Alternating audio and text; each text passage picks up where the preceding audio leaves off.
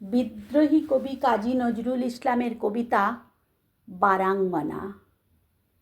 কে তোমায় বলে বারাঙ্গনা মা? কে দেয় থুতু ও গায়ে? হয়তো তোমায় স্তন্য দিয়াছে সীতা সমসতী মায়ে। নাই হলে সতী, তবু তো তোমরা মাতা ভগিনীরই জাতি। তোমাদের ছেলে আমাদেরই মতো, তারা আমাদের জ্ঞাতি। আমাদেরই মতো খ্যাতি যশ মান তারাও লোভিতে পারে।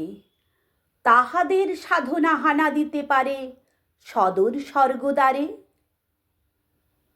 স্বর্গবেশ্যা ঘৃতাচি পুত্র হল মহাবীর দ্রোণ।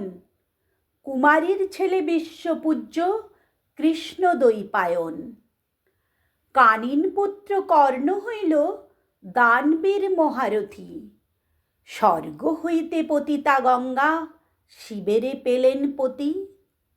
শান্তনু রাজা নিবেদিল প্রেম পুনঃ সেই গঙ্গায়। তাঁদেরই পুত্র অমর ভীষ্ম কৃষ্ণ প্রণমে যায়। মনি হল শুনি সত্যকাম, সে জারদ জবালা শিশু। বিস্ময়কর জন্ম যাহার মহাপ্রেমিক সে যিশু। কেহ নহে হেথা পাপ পঙ্কিল, কেহ সে ঘৃণ্য নহে।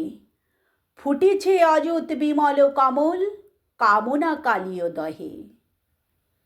শোনো মানুষের বাণী, জন্মের পর মানব জাতির থাকে না কোনো গ্লানি। পাপ করিয়াছ বলিয়া কি নাই পুণ্যেরও অধিকার? শত পাপ করে হয়নি ক্ষুণ্ণ দেবত্ব দেবতার। অহল্যা যদি মুক্তি লভে মা মেরি হতে পারে দেবী। তোমরাও কেন হবে না পূজ্যা বিমল সত্যসেবী? তব সন্তানে জারজ বলিয়া কোন গোঁড়া পারে গালি? তাহাদের আমি এই দুটো কথা জিজ্ঞাসা করি খালি। দেবতা গো জিজ্ঞাসী, ১৫০ কোটি সন্তান এই বিশ্বের অধিবাসী। কয়জন পিতামাতা ইহাদের হয়ে নিষ্কামব্রতী পুত্রকন্যা কামনা করিল? কয়জন সৎসতী? কজন করিল তপস্যা ভাই সন্তান লাভ তরে? কার পাপে কোটি দুধের বাচ্চা আতুরে জন্মে মরে? সেরে পশুর ক্ষুধা নিয়ে হেথা মিলে নরনারী যত। সেই কামনার সন্তান মোরা, তবুও গর্ব কত। শুনো ধর্মের চাই, জারজ কামজ সন্তানে দেখি কোনো সে প্রভেদ নাই।